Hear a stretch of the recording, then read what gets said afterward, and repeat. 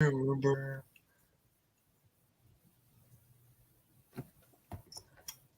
we go. We are live now. We are live. We'll bring it Yep. on then. Well, I've always wanted you to have you on this channel because there's a lot of questions I've always wanted to ask you. Like, what made you want to reenact as like a frontiersman and stuff like that? You know, what inspired you to kind of do the stuff that you do on YouTube? I always loved history as a kid. We lived near Daniel Boone country, and Daniel Boone was at the Battle of Blue Licks, which is about 30 miles from my house, and I got to go to Fort Boonesboro when I was in high school, which is about 100 miles away, and Fort Herod. All these are Kentucky forts built with logs and typical what you'd see in like in Daniel Boone show, and I just always loved that. Well, when I got 10 years ago, my wife's brother gave me an old cap gun, a Traditions 50 caliber cap gun, and it's just like shooting that thing. And then I told her one day, I'm gonna go to Cabela's in Louisville, Kentucky, and see if I can buy me a flintlock. And I managed to pick up a 50 caliber Pedersen flintlock down there, and I fell in love with that thing. That was ever since then I've been loving to play the roles of frontiersman.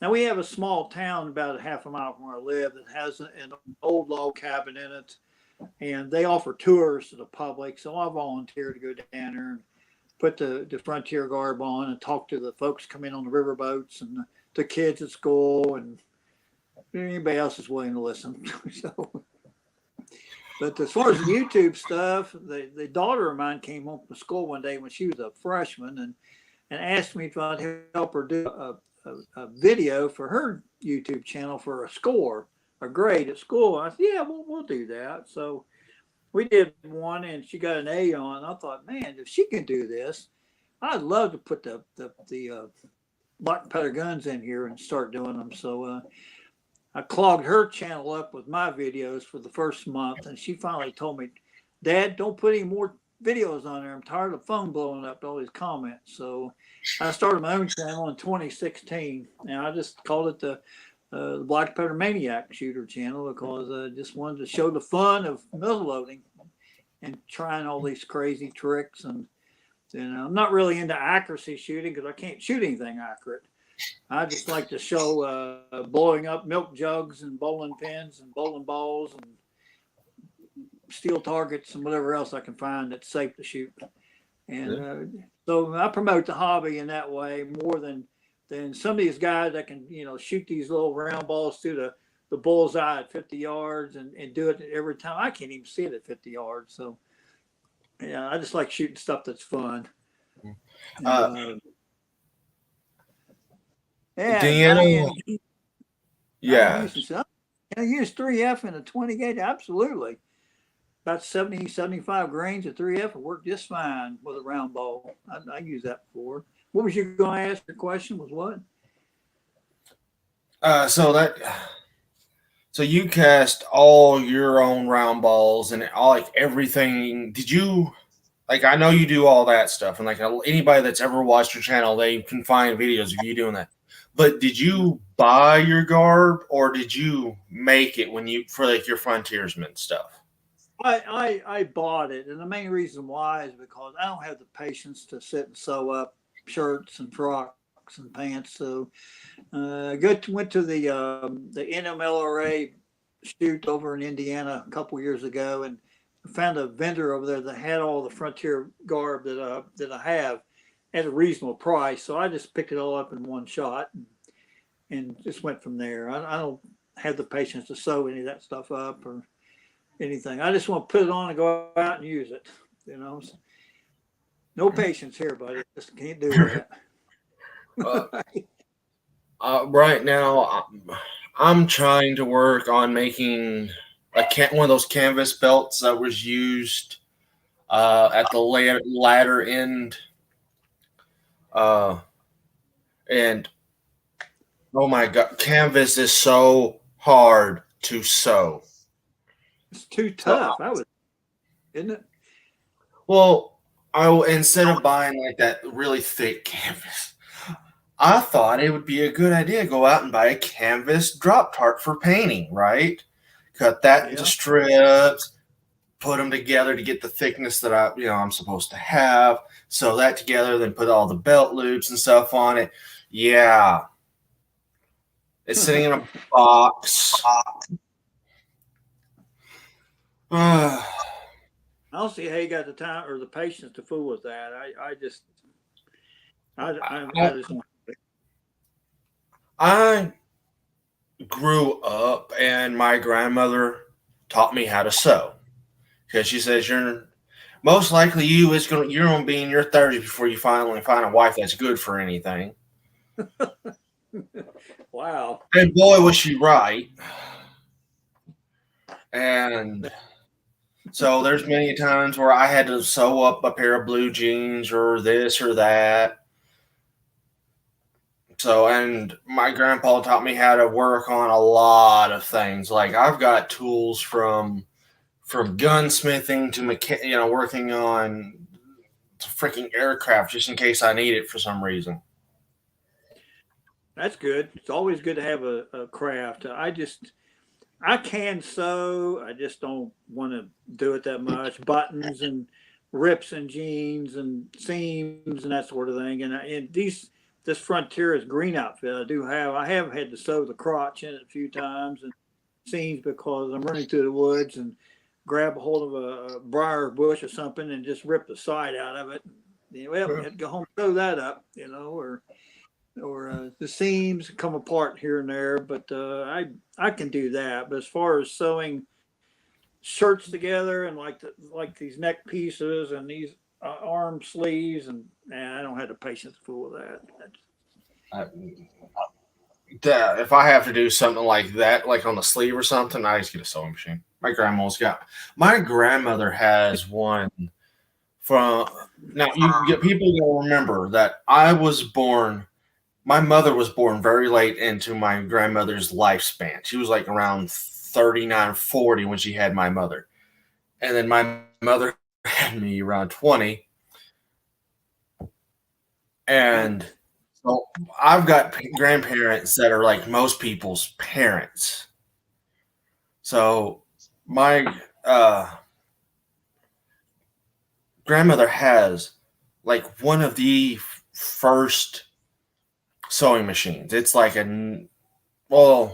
first commercially available ones, like from like the 1940s or something. And Guns of the West, who just literally sent me a package, and Oh, cool. Guns of the West. How you doing? Good. yeah, he's like a freaking amazing person. And he does a lot of black powder stuff too. And he does concealed weapons courses, and I don't know how he finds time to make YouTube videos with all the stuff he does. Well, they are time consuming. I mean, I've got them down to where I can actually do them and we'll film it in 2 hours. I can edit it in 3 or 4 hours. I can do them in 6 or 7 hours now. Just do one by myself. And if I'm doing one like shooting with others, it takes a lot longer. But it's time consuming. If you got a real job through the week, you're spending all your evenings editing and your Sunday afternoon shooting, something like that. It's tough, and I had a hard time doing it at first because I had to work 6 days a week the last year and a half with my job at the post office, and I could never hardly get any time off to film anything. That just drove me crazy, especially this time Yeah. of year when it's 6 o'clock. You don't have time to go out and film stuff, So Well,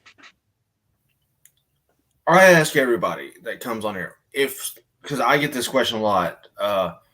What should my first muzzleloader be? What would you recommend to somebody? starting out, I would recommend them to pick up a 50 caliber percussion gun with about a 20-inch barrel on it. Something like a little Small Traditions, or I don't know if you can find a CVA anymore, or anything like that. I Start think shooting, or something like that would be easy to shoot. Most folks are out for accuracy, so they're usually pretty good little guns. You can pick them up in pawn shops for about $200. At least here you can. And I need to come up. I know where I'm coming to get my next muzzleloader. and they may be higher now, but hey, they're before the pandemic thing came along. I saw two of them in a pawn shop about 40 miles from here for $119 a piece. The CVA one. Two of them sitting there on the shelf. I said, man, I'm sure they're crazy high now because all guns are anymore. But I would suggest not to get a flintlock yet. Get a percussion rifle, and they're pretty readily available. Unless you want a Hawken model or something, you're going to pay $400 or $500 for those. But pick up a Traditions or a CVA, or they even. I haven't kept up with prices of them lately, but the tradition or not tradition, but a percussion rifle is what I would suggest. And then once you get hooked into it, obviously look around for flintlocks in. But that's my suggestion is something like that. I usually recommend because most people I should recommend like something like an inline or something because they can find it and they can use really like it. Yeah, I got this one. My little inline pistol. Like, I mean, it takes a 209 primer. It's very familiar, but it gets them kind of into the sport. I'll give you that. I like that because inlines are readily available. You can pick them up at Walmart's or pretty much any gun shop, and yeah, I see them in pawn shops like everywhere around here. They need to be. I'm gonna let you know if you get one at a pawn shop before you do anything. Check to make sure if it's loaded or not. And if I'm not mistaken, you have a video on that, and I believe I do too. And I think Guns of the Old West, Duke Frazier, my Productions has one. All the black powder. There's so many I'm not going to list all of them. Has a how to check for that stuff, and I think that's the most important thing because if you put powder on top of another powder on top of the charge, to say what if they just dropped a couple pellets down there and then just left it, and then you pour more powder on top of that, you could make a bomb. And that's I think I agree with that. Well, the thing that would bother me is you don't know what they got in there as far as the powder charge. They could have smokeless powder in there, and you want to blow the end of the barrel off of it, and you don't even know what's in them. When someone else loaded up, say, a year or 3 or 5 years ago, and then they don't want fools anymore, and they'll just trade off at a pawn shop or pawn it. And you're right, you don't know what you're dealing with. So I would definitely shoot it. Get a CO2 bottle and blow it out, or in the case with inline, you can just always take the breech out of it and poke it out with a ramrod or something. But with traditional guns, I would CO2 bottle them out and not shoot them out. Normally, I just shoot out dry balled guns because I know what's in them when I do it.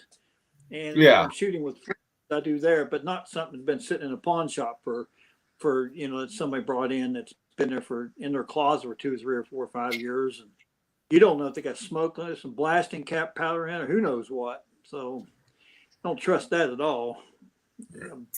And I always recommend cleaning it especially if you get it used. Just make sure you go through cleaning it every detail, even side lock, inline, cap and ball, revolver. Clean it because you never know if there's rust in the barrel or something. Because I learned that the hard way. The reason why this one is a pistol is because there was apparently some rust about 2 more fingers this way. Yeah. And did not know. It was just enough to cause a little bit of an obstruction. Let the projectile, the round ball, and the powder go down. It looked good when I looked through it, but it was just enough that when it happened, it bulged the barrel about 2 fingers out. I just lopped it off, got me a pistol. Now I got me a back pistol when I go muzzleloading hunting. And is that something you've ever done? Is going hunting like with your muzzleloaders? I don't really hunt. I don't have anything against hunters, but the one day a week I had off work was Sunday. I had to work the other 6. And some of my choices are: do I want to sit in a tree stand waiting for a shot all afternoon, or want to get down on the ground and hang a few targets and pull the trigger 30, 40 times? So I opted for the second one, is to do that. It's just I don't have anything against the hunters, though. I mean, if you shoot a nice big deer or a Bambi, knock yourself out. I'm not one of the environmental wacko animal hugger type folks. Shoot them if you want something to eat or a trophy mount and put on your wall. Good, go for it. But it's just not for me. I just don't have the patience to sit in the trees or lean up against one waiting for a target of opportunity come by when I can just shoot metal targets in the afternoon on the ground all day, or milk jugs or whatever I can find. But somebody wants to hunt, go for it. I don't have any problem with that. Well, I grew up hunting because it was one way that was pretty cheap to fill the freezer, and it was something I would hunt and fish, and I would go do all that with my grandfather. So it's a way for me to spend more time with him.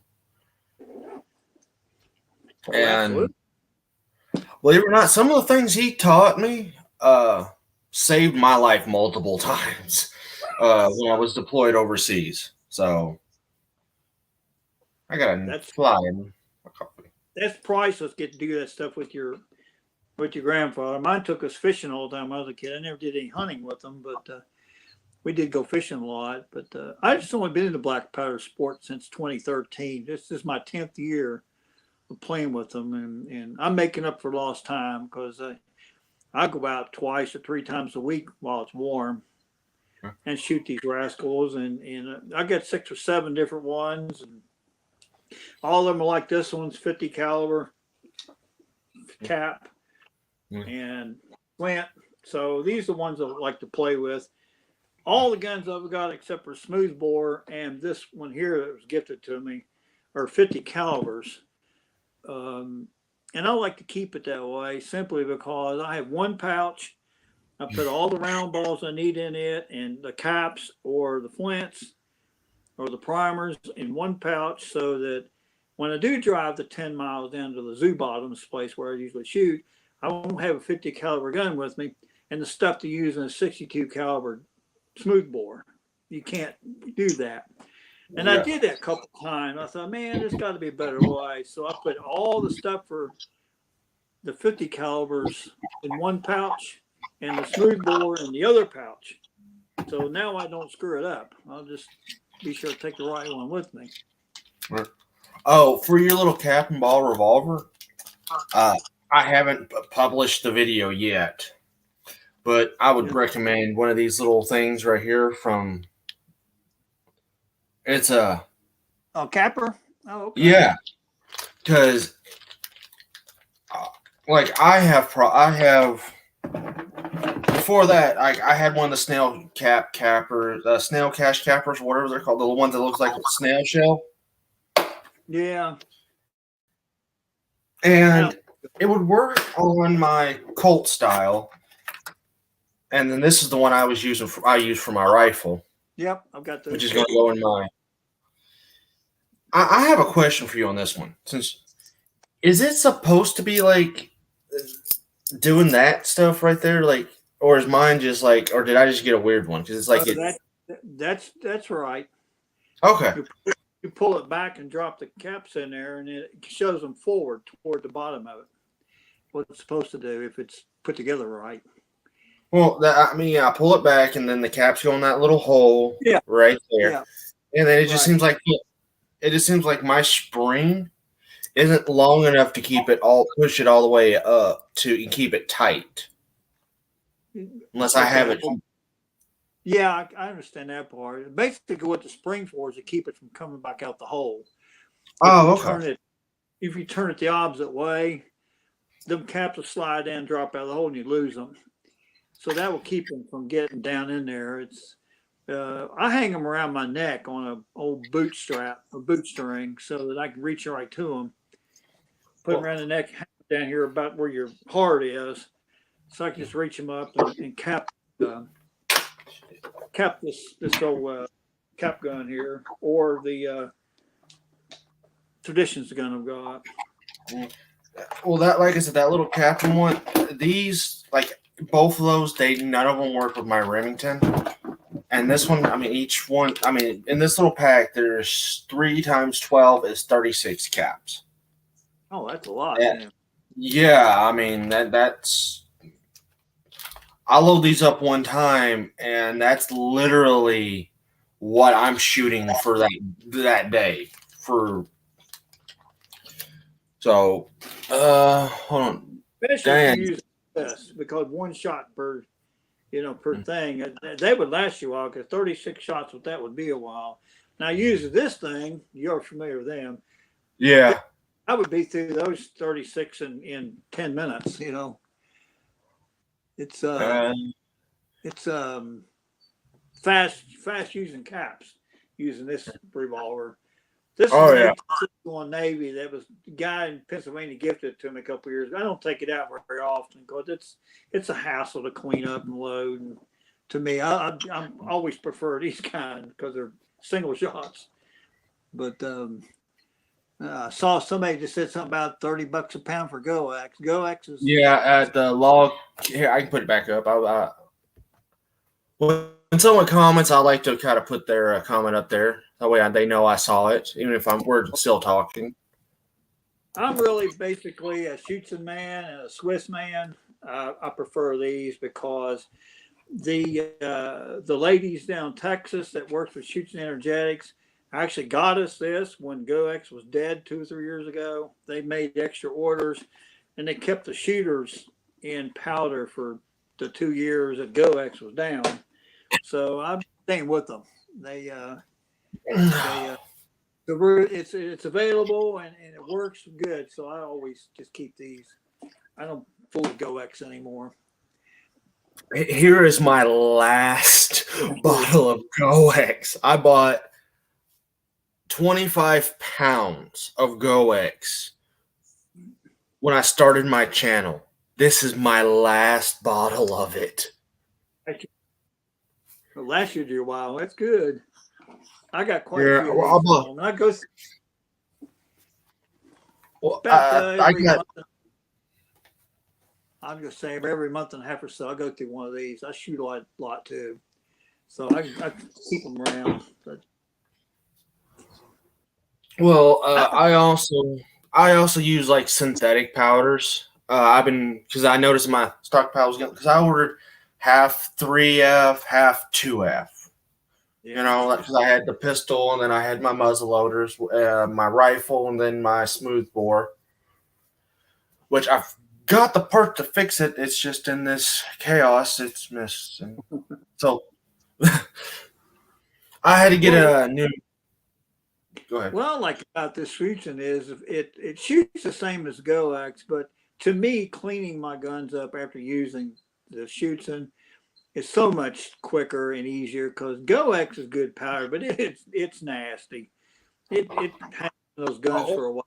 This takes me maybe 5 to 7 minutes to clean a black powder gun up, unless I've shot it all day long. It's takes a little longer, but this is fairly clean. It's not as clean as Swiss, but it works better than GoAx. I shot that all day in Pennsylvania about a month ago at the Pioneer Flat shootout, and I put probably 125 shots through that gun, and it was pretty fouled up because I don't swab a whole lot.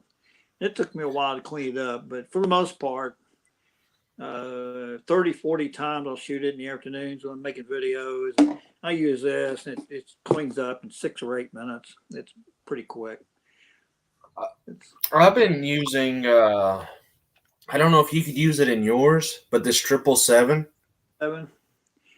Yeah.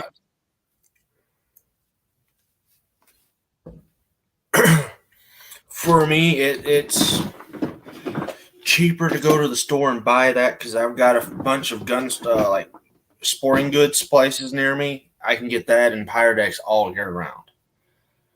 But do you use it in your cap guns? Then you don't use that in your flintlocks, do you? I don't have any flintlocks at the moment. Oh well, it's on the list. I got you. It's just I think the cheapest flintlock I saw today was $1,300, Yeah, yeah, and I'm like, that's expensive. Well, that 777 will work for you then, since you're using revolvers and percussion my guns. yeah, and my inline and this inline. Oh my, this one loves 777 and Lee real bullet out of it. My smoothbore knight likes uh triple aught buck or 36 my 36 caliber round balls. Five of those with about 70 grains of that 777 or Go X. It makes a nice little pattern. But I just had to recently replace the nipple, and I got the nipple in, then I set it down, and yeah.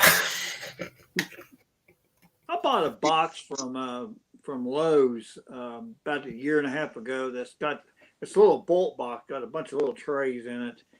And the reason I bought that, I got it for $20, is because I had stuff scattered all over the house too, in drawers and in boxes everywhere. And I told myself one day, Mark, put everything in one location so you can find it from now on. So I do have that box with all the little screwdrivers in it, the little flints and caps and nipples and all that kind of stuff in there. So now I could just pick that one box up and take it with me and go with it, because I lost it. I probably still got stuff around this house I can't find. I'd set up somewhere years ago and still can't find it.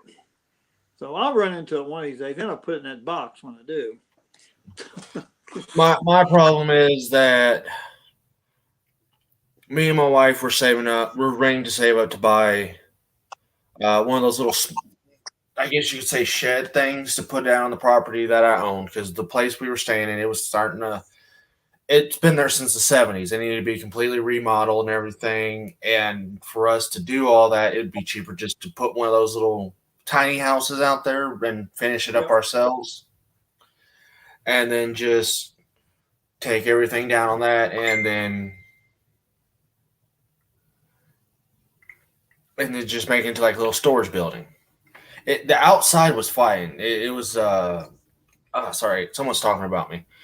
Just the raw cypress logs that my Right. grandpa got during some kind of tornado that happened near where I used to live, and there was a whole bunch of cypress down. He owned a local sawmill, and he pulled it, and There you go.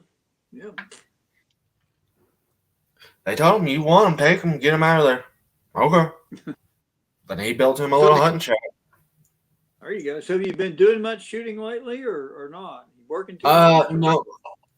As soon when I get find that nipple, I will.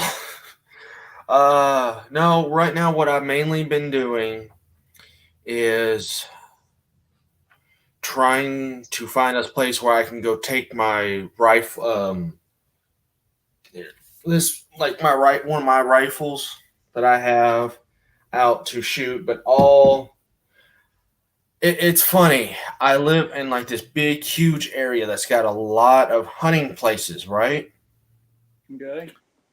Shotgun. This shooting range over here, shotgun only. This one over here, pistol only. This one, yeah, you can bring your rifle in here, but smokeless only, no black powder. Oh, gee. I wonder what difference it make with black powder or not. Who cares about that? That would. Well, it's an indoor range, and apparently I guess they have vents to pull out the gun smoke. if it's indoor, I understand that. I was thinking outside. What would make any difference outside? But I get that on the So inside.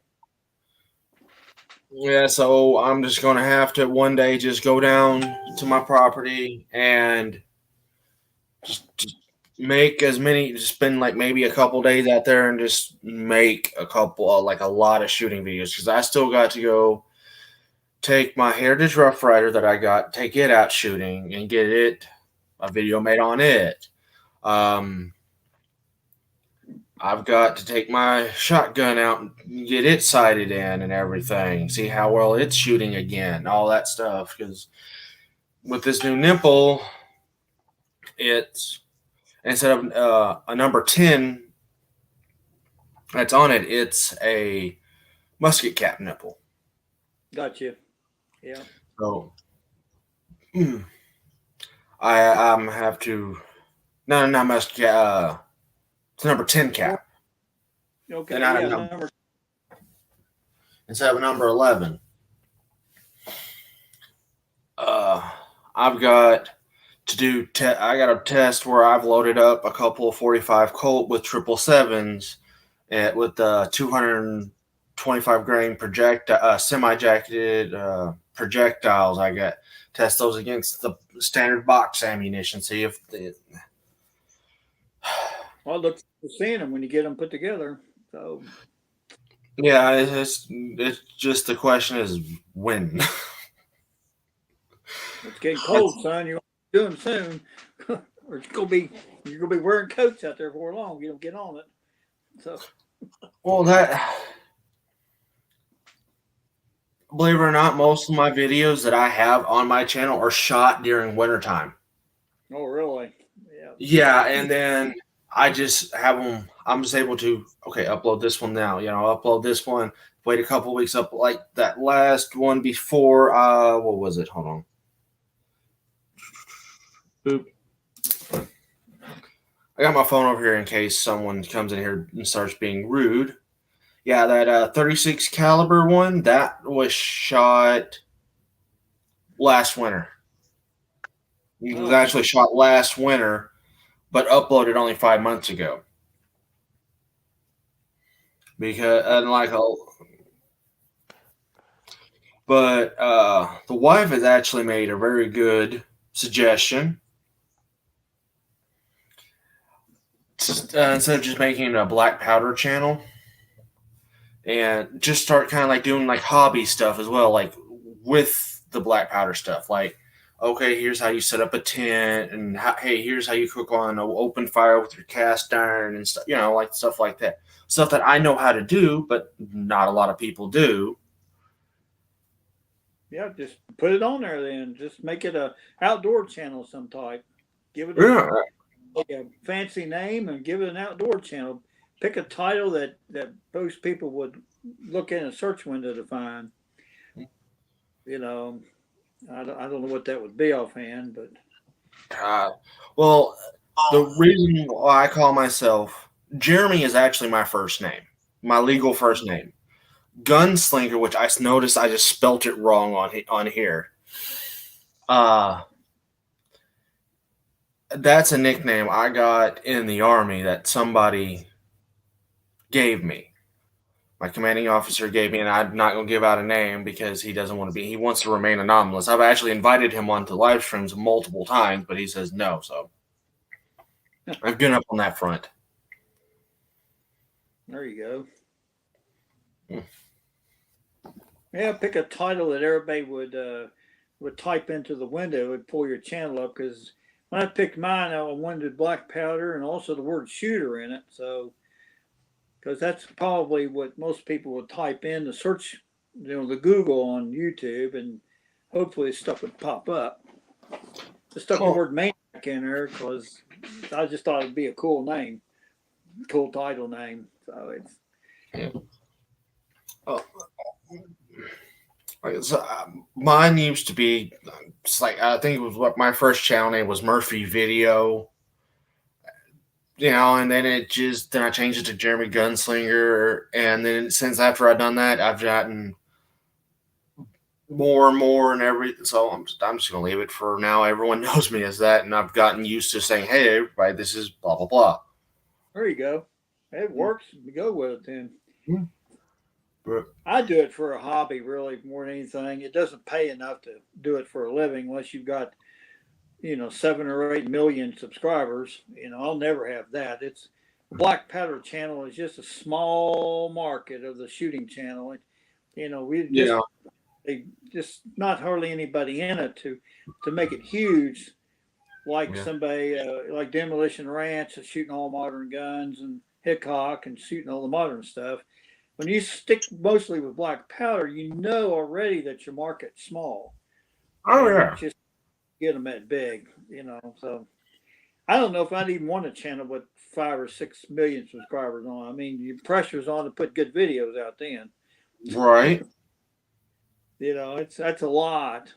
I don't even know if I'd want one that big. But this one I I, got to almost 12,000 subscribers, and I was surprised even that big. It's amazing that's even that big. But you know, just have yeah, fun with honestly, my I just made the channel because I was bored one day. I just started doing stuff. I mean, my first videos was like testing like random stuff like apocalypse games what I found like, and then it just morphed into this. So I mean, I yeah, if you go back and watch some of my like my early video, oh my god, I've watched them with my wife because she wanted to watch them with me. I'm sitting there like, ugh, like I'm cringing at them, like they're bad, like they're horrible, but I'll leave them up because they're also at the same time kind of funny. And it. I understand that. Been there, done that. Matter of fact, about 7 or 8 months ago, I deleted well over 100 of my videos. The first 100 or so I put up, except for the how-to ones, like how to mm, cast around ball and how to clean gun. I left them on there, but suddenly almost 100 of the earliest shooting ones were pretty crude and, like you said, horrible looking. And I thought, I don't need, they're not being watched anymore. So I went through here on this computer right behind me one night and I deleted over 100 of them. There's still 250 some videos on that channel, but they're all uh, within the last 6 or 7 years. And the first 3 years, I got rid of them. They just really bad. You know, short videos and weren't done very good well, filming wise. Just just took them off of there. yeah, well, what's really got me is I'm sitting at 338 subscribers. Yeah. Yeah, which I don't know how I did. Like how I did that at all. I do not know. Kitty cats are at my door. And Yeah, a I've couple of you. almost got. I, it is not y'all supper time yet. No, no. And I've got like almost 230 videos. All right, I do have a question for you. Like on some of the more modern like accoutrements for your black powder, do you use any of those, or do you use like all like historical stuff? Like when you go out to the range just for planking, not like a show or something. Uh, Tried is to use the pouch obviously and shoot out of the pouch on most of these video projects. As far as modern stuff like the cappers, you just showed me them to go that inline one. I hang one around the neck if I'm shooting these pistols. I don't get into the really period correct stuff where you're wearing the pouch like you did in the Civil War and you pull the flap open, take a cap out. I don't care about any of that unless I'm shooting videos trying to portray the period, which the ones I try to portray in the 1780s, so they didn't have cap guns anyway. Have these type with the flints Yeah. on them. So you know you didn't have anything on there, but I just poured the powder out of the horn into the pan to shoot them. But I try to don't worry about the period correct stuff unless I'm shooting a trucking video. Just put the primer around my neck and prime it up and shoot it. Yeah. Oh, I've noticed that you've been trying to shoot with paper cartridges. Oh my, I struggle with that. You do? Yeah, there's on the channel about 6 or 8 weeks ago. I loaded up paper cartridges. Robert Bradley sent me some 570 balls. He lives over there in Carolina somewhere, and he sent me Yeah. some 570 balls and said, "You'll try these in paper cartridge." So I took an old phone book that I had here and rolled up paper cartridges out of the paper in it, and went out to the zoo bottoms and put together some videos trying those things out. And I had them stuck down the barrel, and I couldn't get them to go down in the barrel very well, and it just fell apart. I had all kinds of problems with them. I said, the buck and ball ones especially. I would load them up and drop them down the barrel, and the balls would get stuck. Two together or three wide would get stuck in the paper cartridge because I couldn't shove them all the way down in there. So I thought, unless I get something smaller for a 62 caliber, this is not for me. I just could not handle it. Well, I put one in back. The one I'm about to show you, I just noticed I put the projectile in backwards. I watched Mike Bellevue's video on how to make it for like the historically accurate ones. Yeah. For the Brown Bess, and I took that as the foundation to make my tube. And then this one is for my little pistol, and I just have the projectile sitting in there like that. Okay. Where it's a snug fit, but now this is not in a complete one, so it would just go here. And then I just kind of flatten it out and then spin a little bit. And then if I didn't drop it. Now this is for my 50 caliber. And I just kind of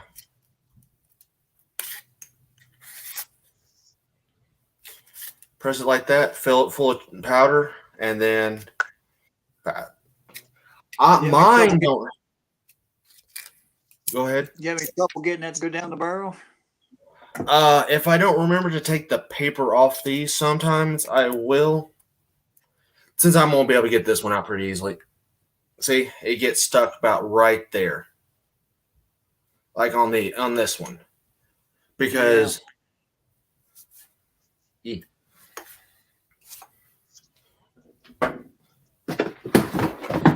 That's not the button. Yes, this is also where I work on my guns at.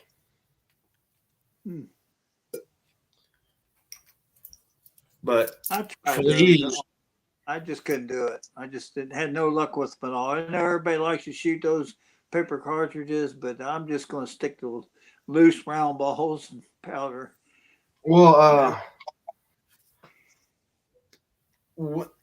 for my round balls, my Bobcat, it shoots the best with that.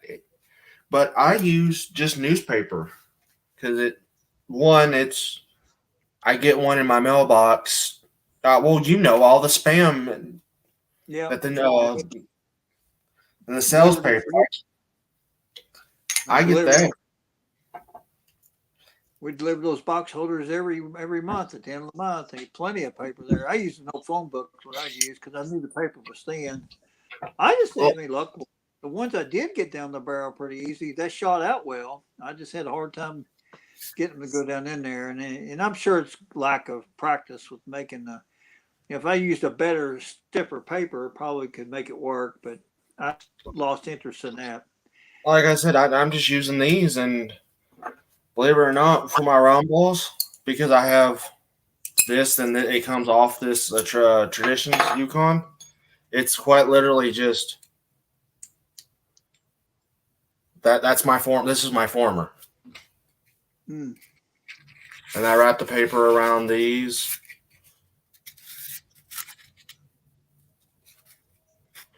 And then, but that's more like a Civil War Manet projectile. Or for my round ones, I make the same ones that Mike Bellevue did for my 50 cal. And after I did that out of my CVA Bobcat, my accuracy went through the roof. Really? Yeah. And like I said, and that's why I keep these and I use them because it's not really a stiff paper. It's just a newspaper. It's a piece of newspaper. That's all it is. This is one.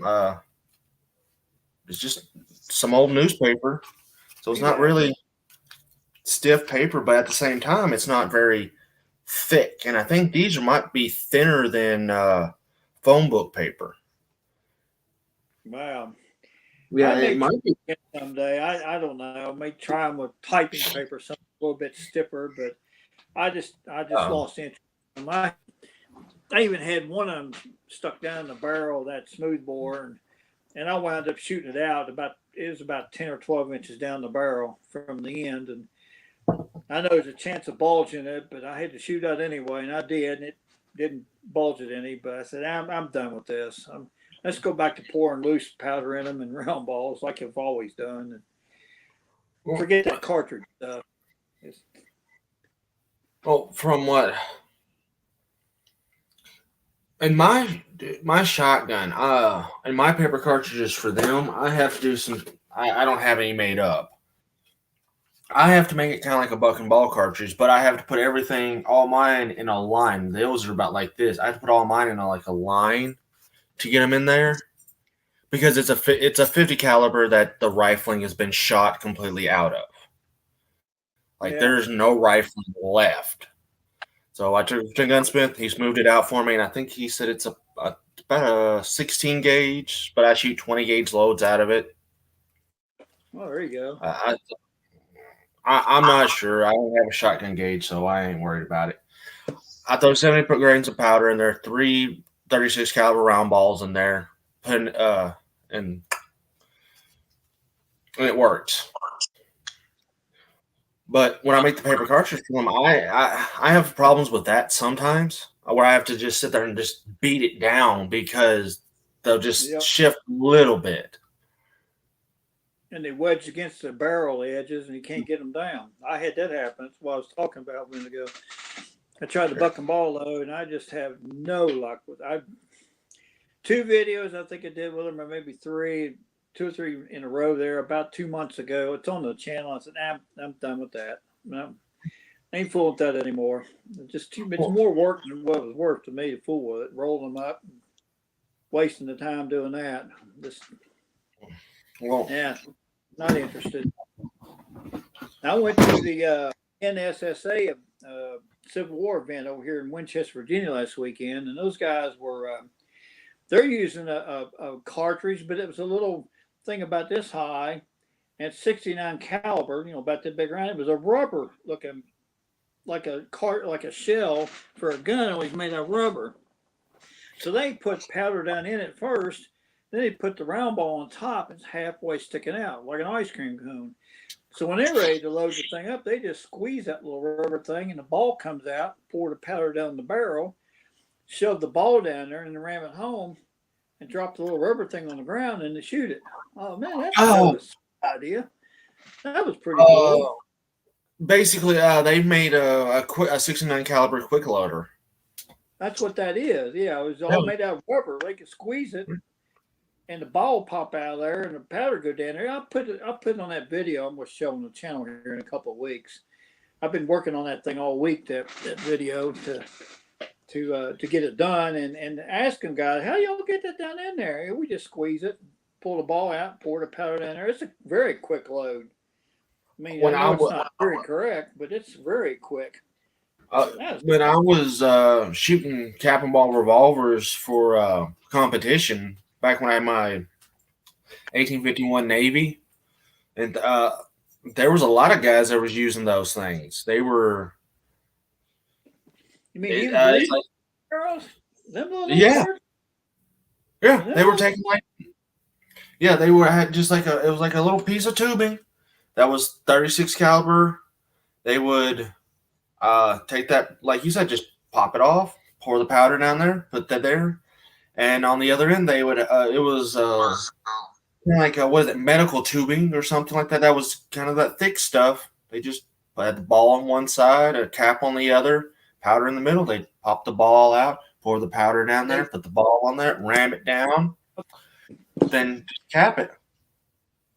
man, that would be a quick way to load them up because Yeah. it wouldn't take. But I think I want to put like 10 grains in this thing, or 15 at the most. It don't take much, just a little bit.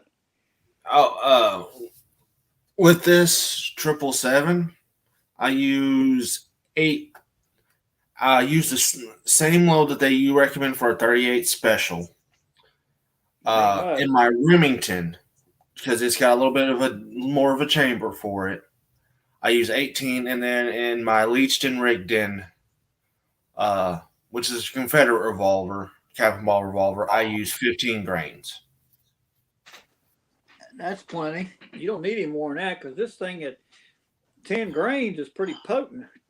I mean, of course, it's a short range weapon anyway. Yeah, I'm I'm no Clint Eastwood where I can shoot somebody off a horse, 500 yards away with one of them. So, oh, 50 feet is absolute about the most I can ever shoot that thing, hit anything with it. Just, I know it's short range weapon, so that's kind of neat that they use little rubber things on there too. mm,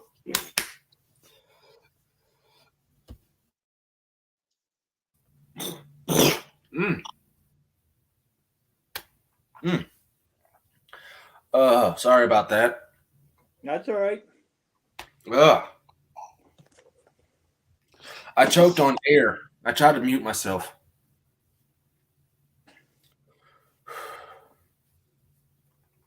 Believe it or not, that's what most of my time is. Is like if I'm talking too much, I'll choke on air. That so a lot of the times in my videos, I have to stop, cut that part out. Yeah, you can cut that out if you post it on after a while or whatever. But Well, I just don't have luck with paper cartridges. I don't fool with them anymore because I struggle with them. And of course, when you watch the videos, you'll see what I'm talking about because I don't yeah, have. I've got a lot of videos to watch, but I've got to try. I'm hopefully tomorrow I'll have a chance to try out this paper cartridge kit that Dustin offers. No, I don't know if Yes, the you. camera caught that, but it just opened up and dumped everything out. Oh no. Guess you can cut that out too. I don't edit my live streams. What happens on live streams happens on the live streams. I've never done live streams on my channel. I need to do that time, but I just haven't gotten around to that yet. Uh, just spending time editing them is tough enough. I've been all week working on these two for the North South Skirmish Association, and I'm going to put on in a few weeks. And Well, been home after surgery, so I haven't been able to go anywhere. So it's given me plenty of time to edit them out. That makes it good. well, my main problem is that I want to do a lot of collaborations with people, but everybody that I want to do collaboration people is like all over the United States, and there's just no way to go see them, especially with gas prices the way they are right Yeah. now.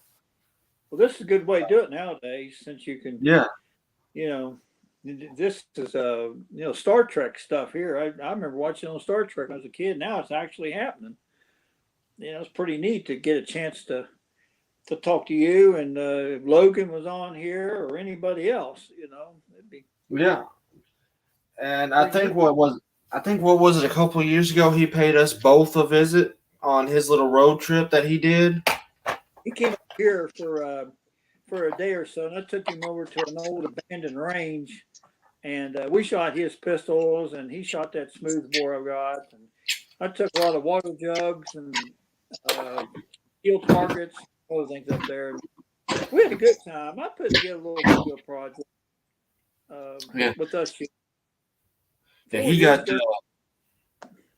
Yeah. yeah. I took him out to my little property out in the middle of nowhere that I use, and I let him. He got to shoot my CVA Bobcat at a VHS tape.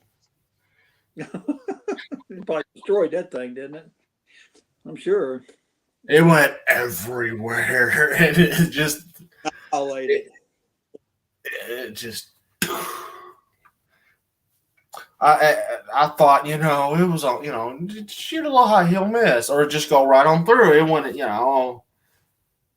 nope. I think I remember watching that video there. That was pretty neat. He stopped Yeah. up here for a day or so. and I think he was going to Pennsylvania or somewhere up that way. He left here, went up east somewhere. I don't know where he was going to, but I Yeah, enjoy shooting. yeah, yeah. He got me. He came back on his way back home. He went and made like a big old loop, and it was awesome. Like, I mean, I got to shoot his revolvers, and good. I just it got I got we stayed out there so long that I got heat almost got heat stroke. I got I didn't bring me no water or anything like a dummy, and I had been drinking coffee and coffee and coffee and coffee. I got a little dehydrated. So after we were done, I got I chucked up the up at the end of it. But other than that, we had an amazing day. And I don't want to do something like he did, like just go out and hang out with everybody, come up and see people and do stuff like that. But it's just because my wife, she likes to go and do photography. So I figured 1 year that's what we could do. And, both I go up, meet people, and she takes pictures of all the scenery while I'm out at the range. Every, That's, uh, that's what I've been doing the last couple of years since I retired. Went out to Missouri and shot with the Ozark boys there about 3 years ago, and stopped at the Dandy Boone Classic, and been over to Pennsylvania the last couple of years shooting with a family dinner near Gettysburg, a Berger family, and uh, next summer, we're going to make a trip down to the Carolinas or maybe Georgia, and I'm going to line up some folks that like to go out and shoot. Really not at a range. If I can find someone, let's go out behind these barns somewhere and shoot. And I'll bring some chicken or something and some, coleslaw or drinks or whatever. And let's just have a little shooting fest, up against somebody's hillside behind a barn or something. And I think I could probably find something to do that. And I'll take the cameras with me and put a little project together. The video I'm going to post this Sunday is shooting with a guy named Bill Wygant over there in Pennsylvania a couple weeks ago, up behind his house, where he was shooting bottles and old TVs and that kind of stuff I like to shoot. So I enjoy doing that. So you'll like that if you ever get something like that set up. And the internet makes it easy now to find folks. Just announce where you're going, and somebody will pick you up. And come on over. They'll invite you out. So what my goal is basically make just a little range about because I've got a little 2 acres, and right in the middle, I like to put a big old, just a nice little range where people can come over, stop by, like that's on YouTube or whatever. Just stop by, and we just burn some powder. And Trapper Paul says howdy. I hope. howdy, Paul. Trapper Paul, howdy. Good. That's what I like to do is just go visit up with other folks. I don't really, you know how I am. I don't really care about shooting and match play and anything for money and all that. I don't care about because then you get in, everybody's getting into bickering and he's cheating and they're cheating and I don't get in. I don't care about any of that. I just like to go out behind somebody's barn and we'll hang a few metal targets out there or milk jugs or something and shoot like we do on the New Year's Day shoot we do over here in Indiana every year. We just 30 or 40 of us will show up over there and we hang targets out there and shoot them all day. There's no match play. There's no entry fee money, not paying any prize money, no medals, none of that. Just have big lunch, potluck type lunch, and just try everybody else's guns all day. And Trap, well, thank you, Paul. And that's what I like to do is go to someone's house and let's just have fun shooting and skip all that match play stuff. That's what. yeah, I got burnt out. I was I went to the rifle competition with the sharps, which I no longer have, and it would game down to it was like we got to the 300-yard mark with it, and I was ringing those targets, and I was doing everything, and someone accused me of cheating, and some I'm using a combustible black powder cartridge. I, I'm sitting there like, and the judges are like, trying to figure out, and they like, so one of the judges said, let me see if I can actually do it with this rifle. Bing, bing, bing. Like, so how am I cheating that I can actually hit something?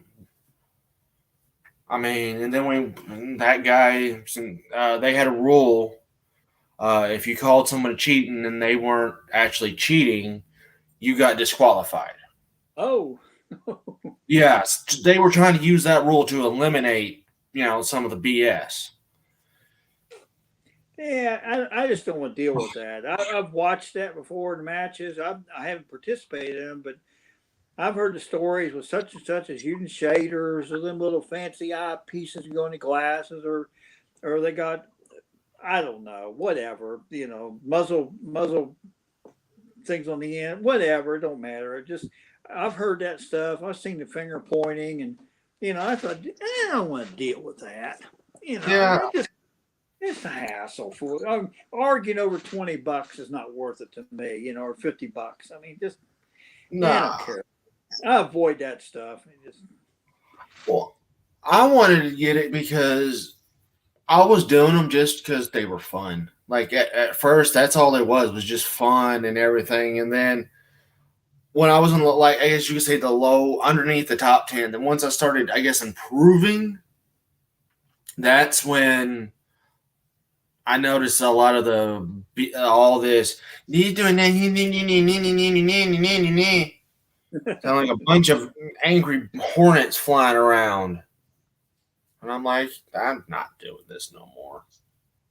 About the only competition I'll get into is every summer I shoot with Tamby over there at the Woods Walk shoot at Friendship at the NMLRA Spring Shoot.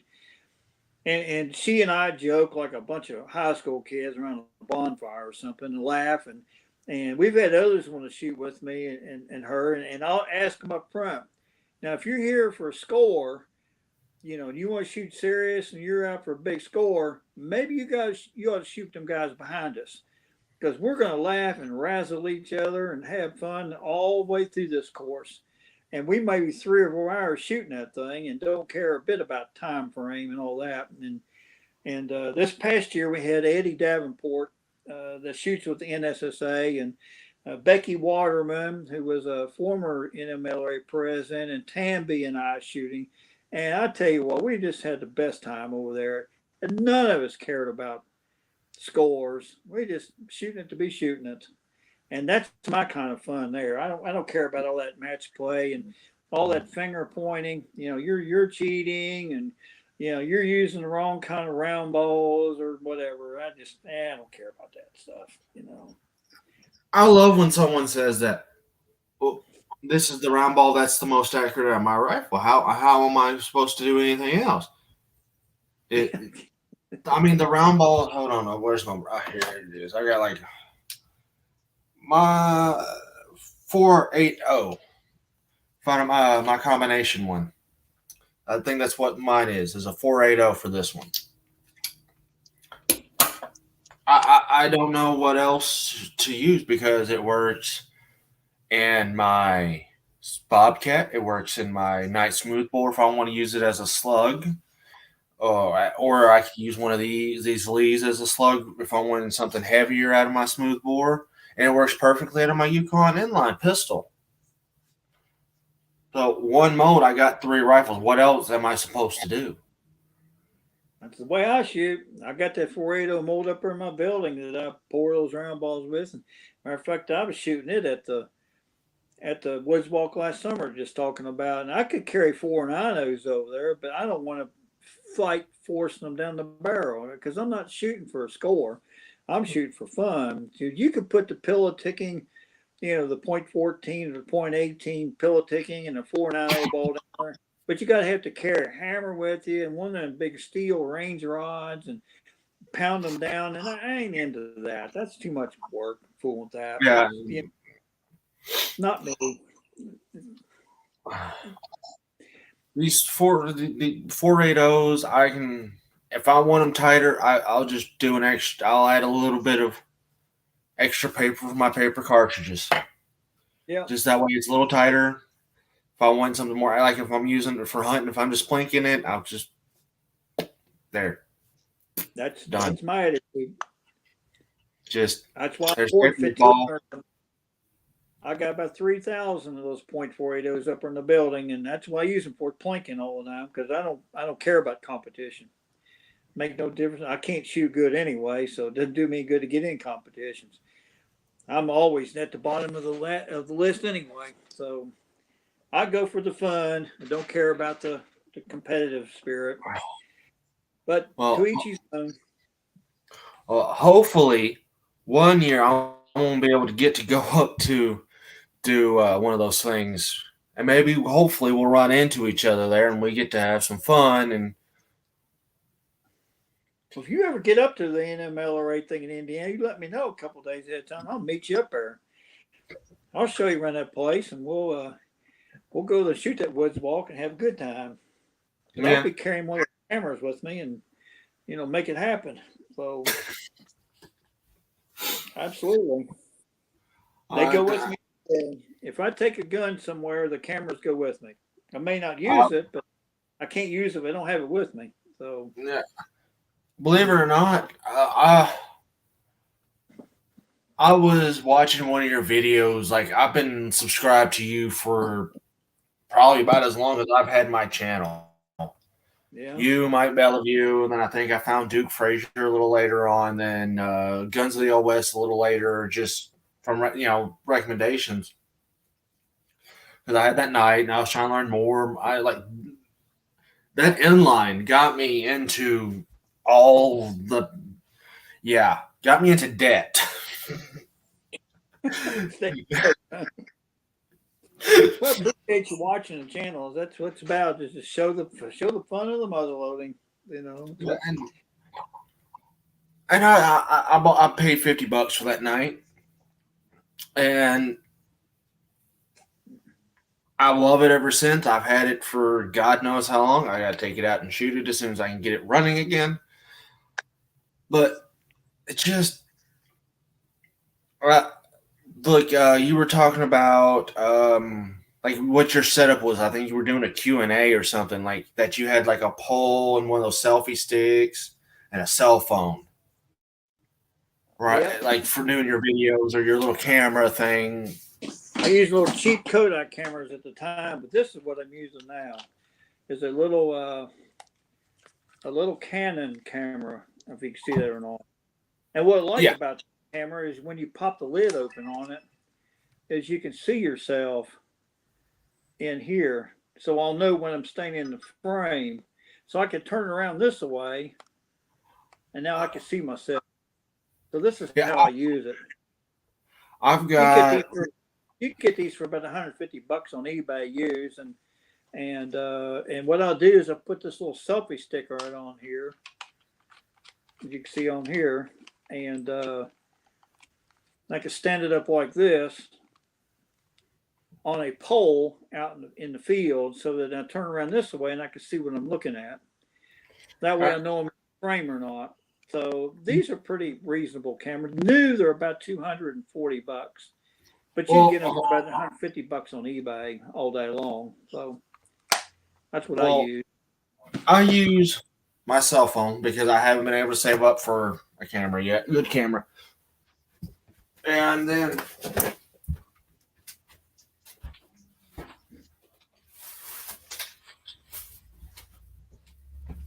I did your little selfie stick thing with the pole and everything.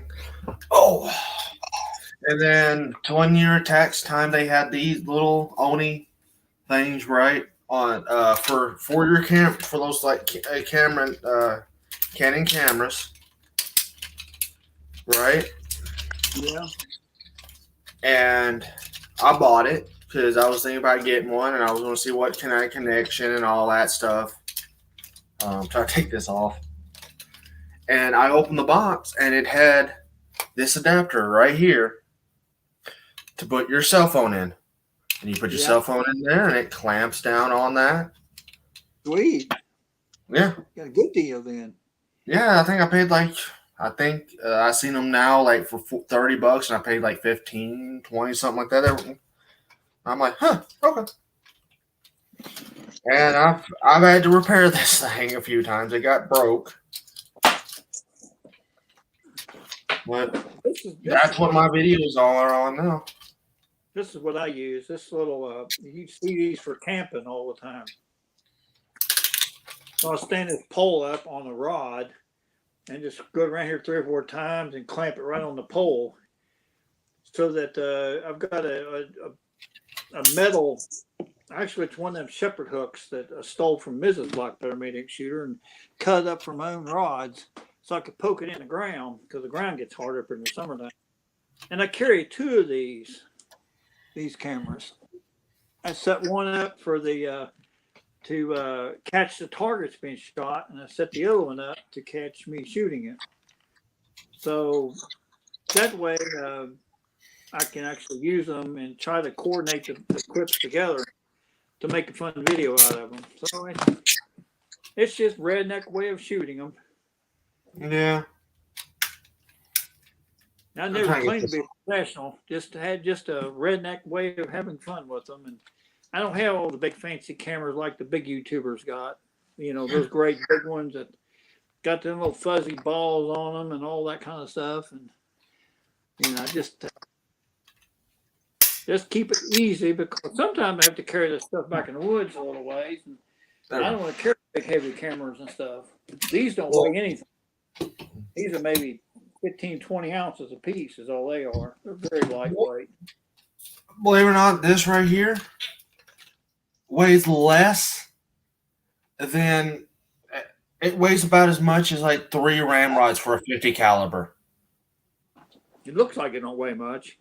No, it's cheap, and I mean it is light, and I mean it extends Yep.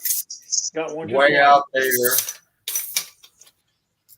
I got and one then just like I bought it what? at flea market for $10, I think. It's over there in the corner. Same thing. I used it on the when I take it to Indiana, because the area that I had to put the cameras over there has got that gravel on it, and I can't poke my rods in the ground. So I took a tripod over there, just like that one you got. Well, Yeah. I tried that. I tried the pole thing. I honestly did, but my whole shooting range is nothing but gumbo mud, and I stuck it in there, and it got to some wet, and then I just let them like, yeah, the pole will be fine. I won't have to do anything with it, right? Just leave it there. Once you go on, okay, well, I need it more over here than now. Yeah. That pole was, I'm sitting there, I had to dig it out. That was not fun, because if anybody's had to deal with gumbo mud, you know that once it's hard, it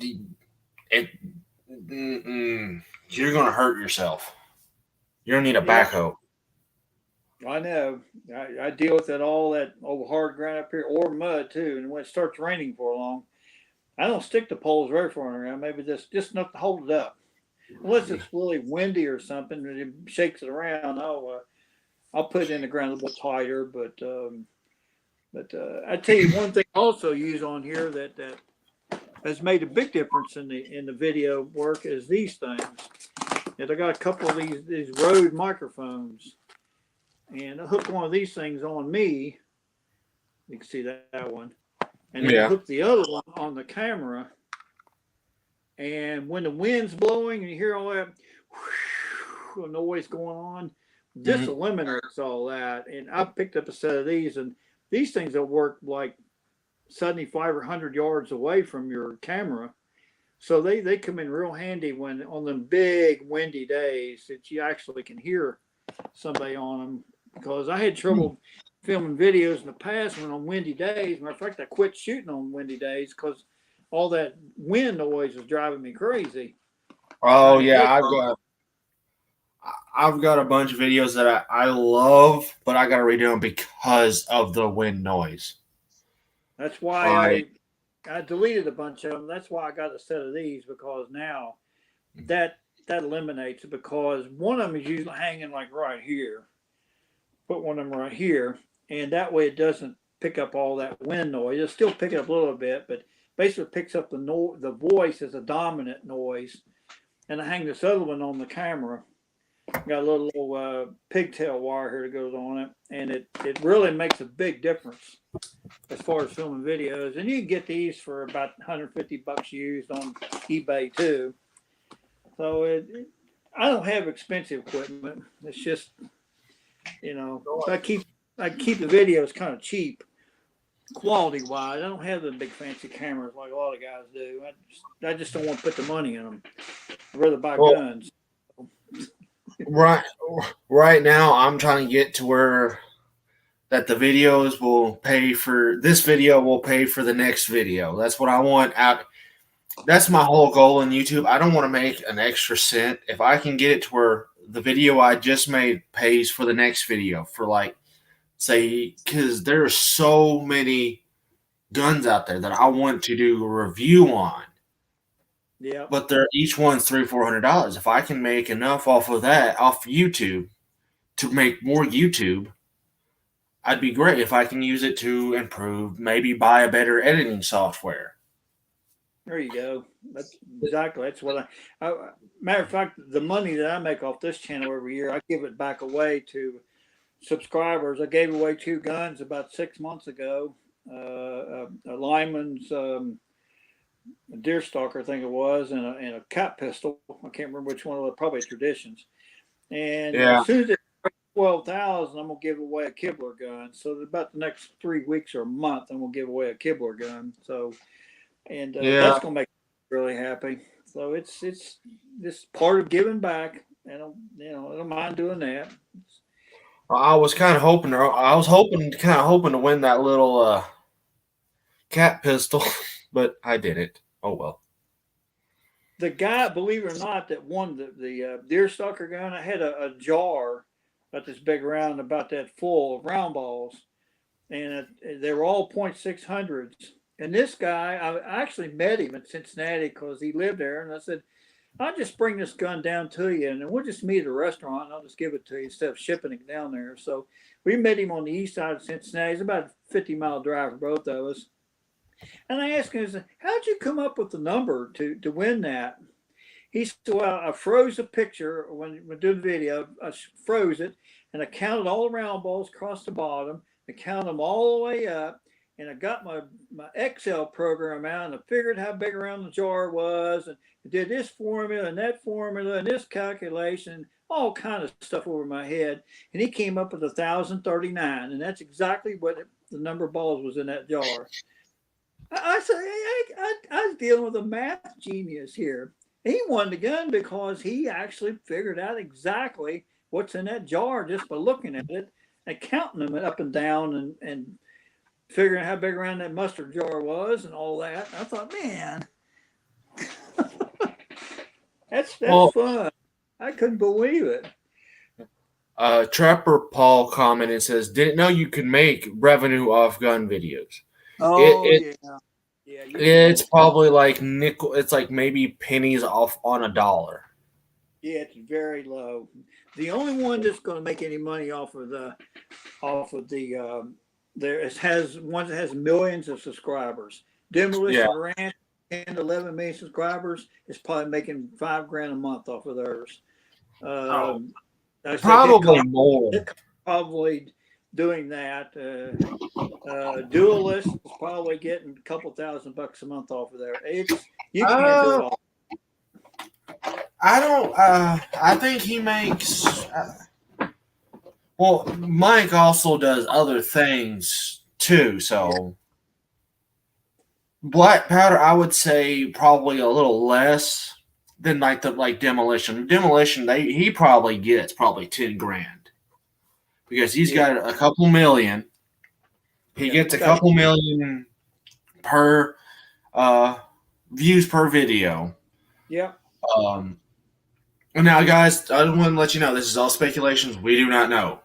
Don't know. Just guessing. Yeah. We may have overguessed on some and underguessed on others, but it's not. Yeah. So you can make money off of them. Not much. So Jeremy's right. It's pennies on the dollars. Exactly. What it is. Like, say I had See, I had the minimum threshold for me, right? Like just to get what is it like memberships and stuff. Hold on, let me pull up my do. This is why another reason I love my phone. I can have everything going at once. Hold on, dude. When I hit the earn button, the minimum eligibility to become a YouTube partner just to start for memberships, supers during live chat, and having a store is 500 subscribers and upload 3 videos in 90 days. You know And what? that's Started, you had to have 1,000 subscribers and 4,000 hours of viewing time. yeah, It took me 4 years to get monetized yeah. with them.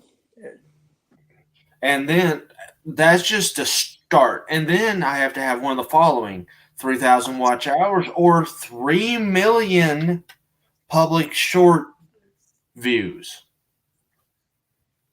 Yeah, Yeah. that's tough. Yeah. So then that's just to get it to where people, if they want to donate, like they click on the video, like a little thing at the bottom where it says memberships, where they can Yeah. pay like $1 a month. Everybody would have to watch all my video all the way through, all of the live. To get me to 3,000 public watch hours, someone would have to binge watch all my videos nonstop 4 times, Yeah. not Just including turn my live. just turn it on, go to bed one night, let it run all night. That's the only way you can do that. You know, there's Uh, not who asked a trapper Paul. There's not much yeah, money in it for low level, just low level channel like what I've got and some of the others. It's really nickels and dimes. It's yeah, not even.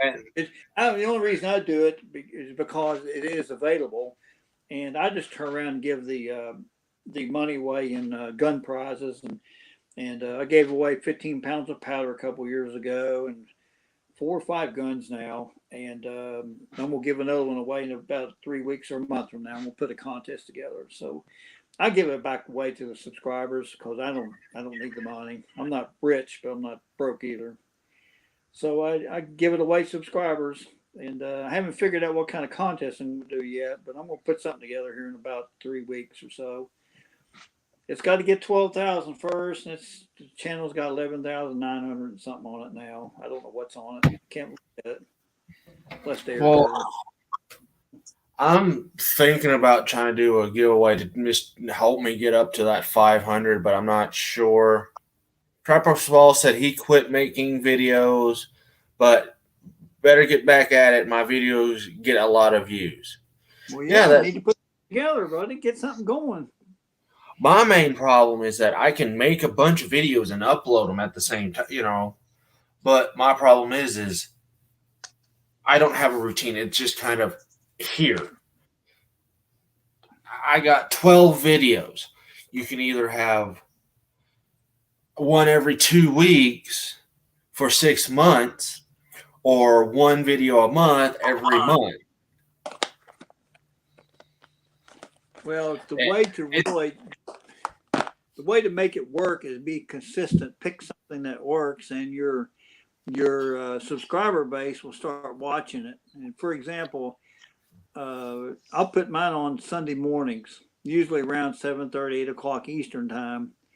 And quite a few of the guys over the years have said, "Man, I really enjoy watching them just because of getting up and getting ready to go to church and get a little coffee and sit on the back porch and watch it on their laptops or their phones or whatever." So every Sunday when I'm at home, I didn't put one on this past Sunday because I was in Virginia.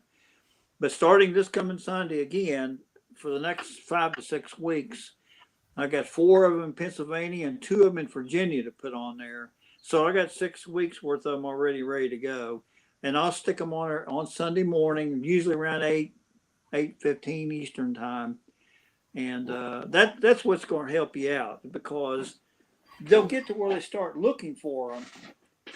And I've had folks even send me messages. Did you put one on this week? And well, not really because I'm in another state.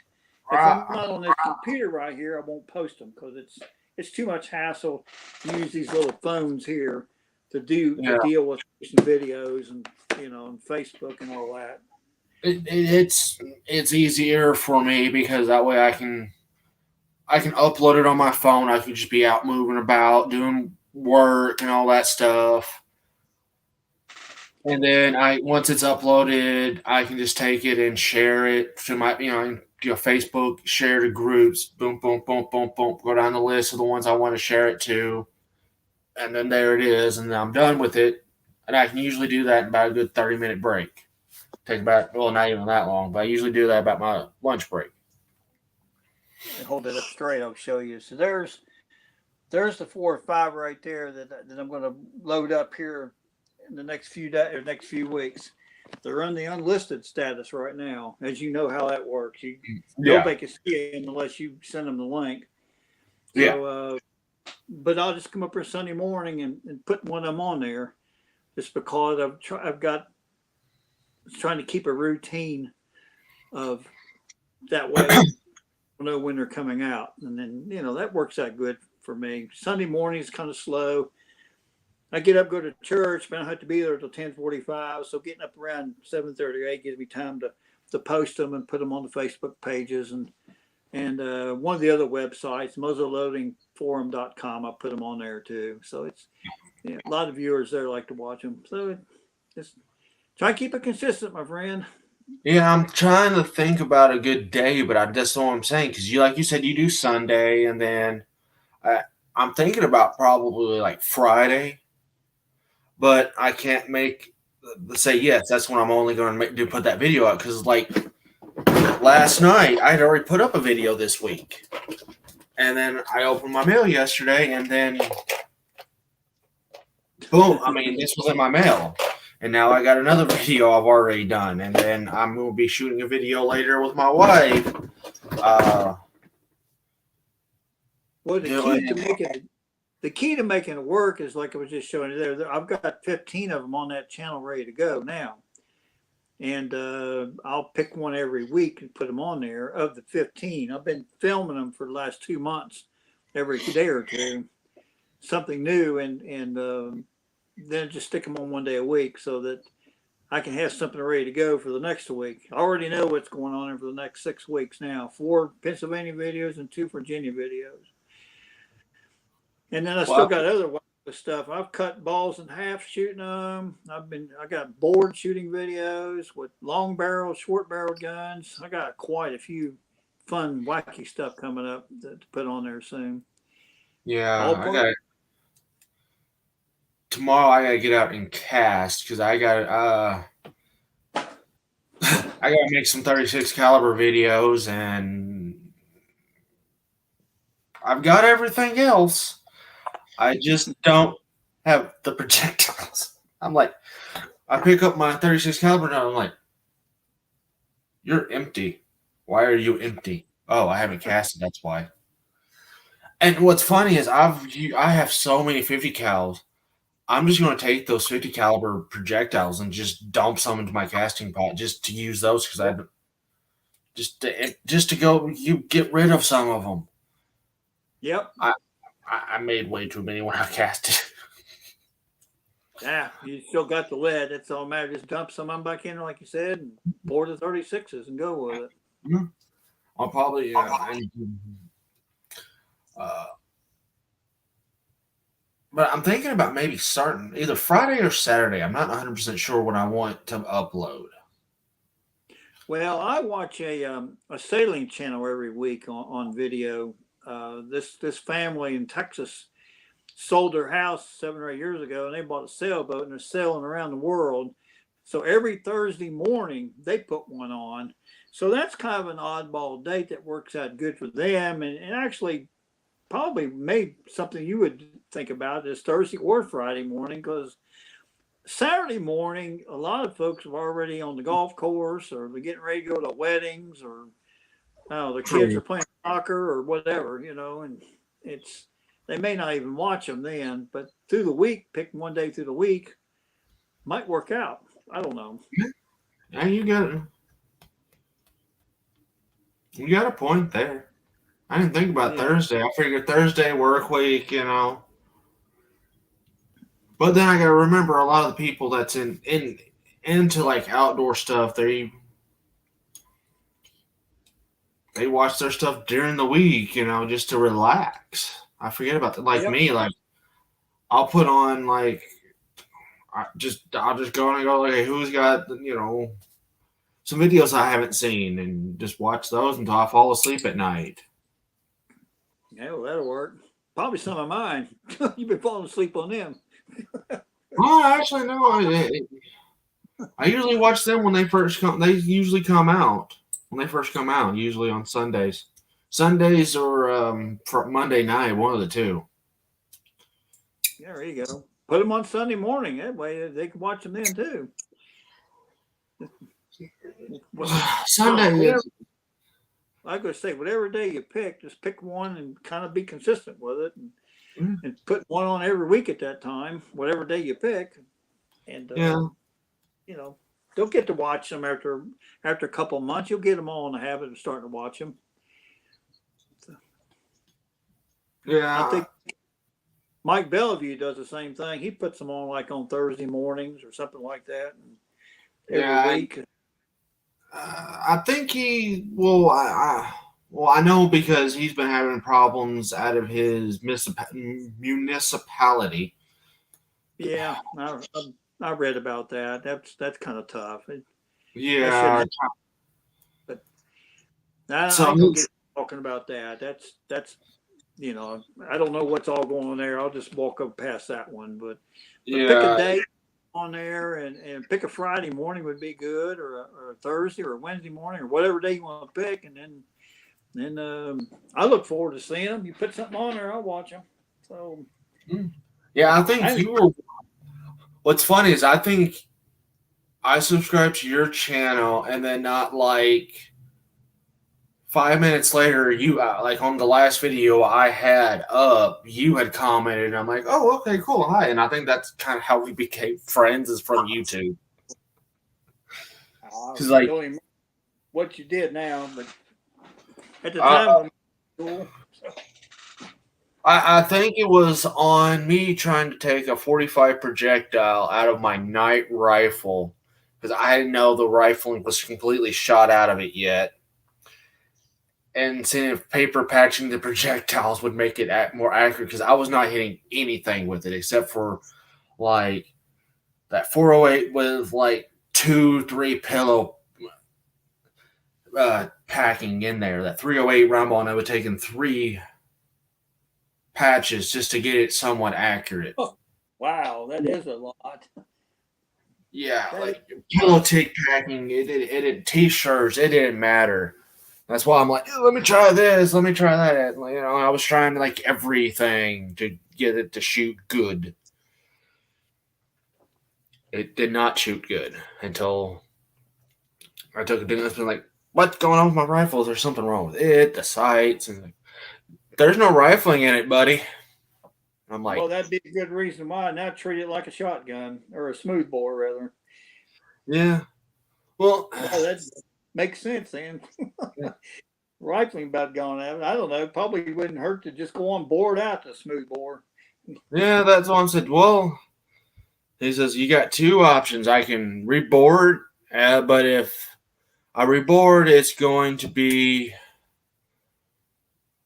a, closer to a 51 caliber, so you'll have to figure that out from there.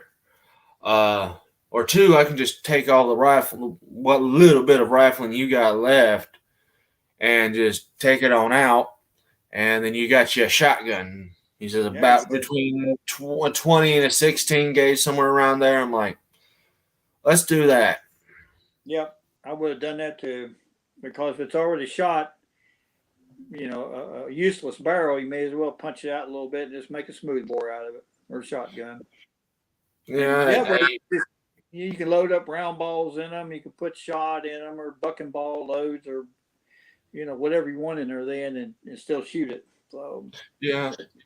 Uh, what's funny is this is a smooth bore. Just I took the sights completely off of it. Right, there's no back sight, no front sight, and just took the screw that held the front sight on there. Right, yeah, that is the only sighting on that with round ball at 50 yards, it will still hit a 2-inch spinner target That's with a awesome. rumble now that it's smoothed out.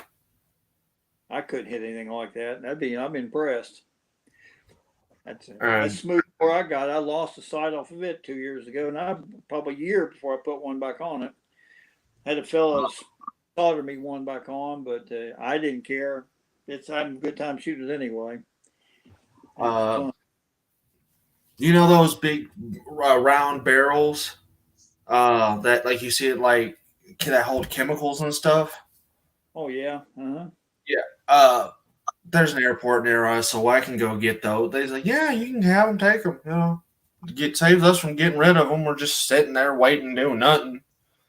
So I went out and got one of those just to pattern it. Now it's roughly like 2 foot, a foot and a half diameter, shooting birdshot with 70 grains of Go X2FG at 50 yards.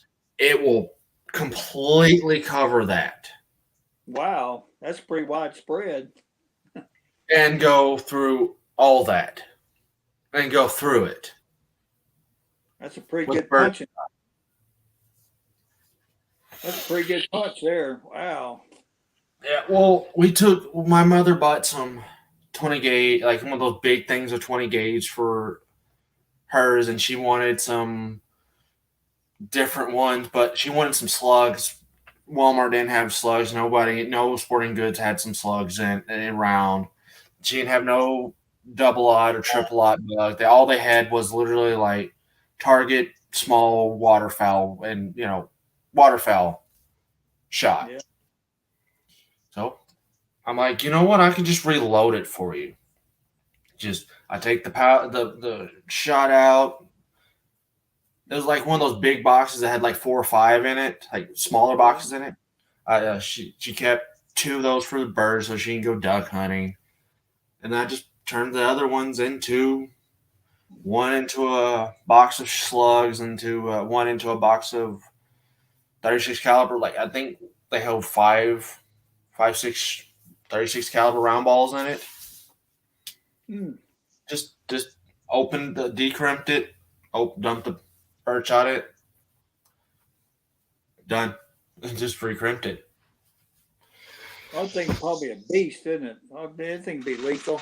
Wow. 20 gauge. She has a single shot 20 gauge H&R uh, with a hammer. So she's that's what she wanted and got it for her birthday. Uh, so I got it for her. I paid like 100 and I think close to $100 for it. That's a good deal. Yeah, but the thing is, I had to hide it from her for like 2 months because I had to complete. Someone had took enough duct tape that they wrapped the front stock completely in duct tape Oh my. and the back part of it in duct tape. So all that duct tape glue on that wood just ate through the varnish and everything. And on the metal, when I took that duct tape off, there was rust under the barrel Oh, of I that bet duct so. tape and glue. I had to completely strip it, like all the bluing off it, all the varnish off it, and redo it. Sounds And like a good. Sounds she's like a been good. on this. Wow. She's done a video on this channel. I had to put a shoulder pad on it for her because it was a little too short for her. So I'm trying to do Yeah. that just and yeah, it with them so with the slugs, it lets her know I'm here. That thing sounds like a beast of a gun to shoot, though. It is, but it's fun. It's when I reload from the black powder, it's to me it feels like shooting a 69 caliber with like 65 grains of powder in it. Okay. and yeah, a little the round ball, but it's not nothing bad. But I think we might want to get off here because it's getting late, and I'm Hour and getting 40 minutes. Wow. That's pretty yeah, good conversation. yeah. We We'll do just it again sometime. I love oh yeah. Well, hold on, let me get the preset up to go. Okay. we'll do it Well, again sometime. yeah, Enjoyed it. it definitely was fun. I loved. I could talk to friends about these things. It's fun, you know. Oh yeah, yeah. Yeah, and the long guns. I didn't get any long guns out because I had to stand way back. Oh no! You pistol whipped your camera. Oh, Oh, yeah. now back here, I fell off the stand. you Yeah, pistol whipped your I had sitting on camera. a bunch of books. Just sitting on a bunch of books and fell right back on the floor. Yeah, man. But anyway, what I was going to say is, anytime I get a chance to talk to like-minded black peddler fellers talking about these things, I'm all in. So let's do it again sometime, a couple Oh months yeah. from now or whatever.